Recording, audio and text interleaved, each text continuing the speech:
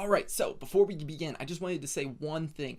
This Udemy is going to be asking you for a review pretty quickly after usually just a couple lectures. It's a little too quick for my taste, really, really way too quick for my taste. However, if you have enjoyed the course up to that point, then do leave a 5-star review.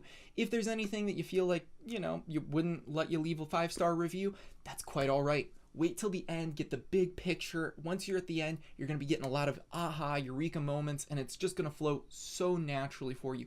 Then at the end, Udemy asks for that review a secondary time.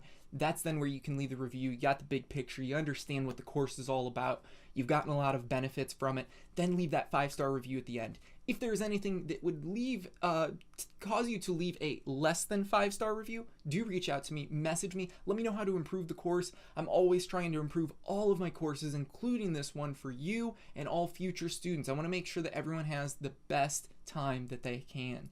And that really comes with you guys giving me feedback, letting me know how I can do that and reach those goals. So with that being said, let's go ahead and jump on in, shall we?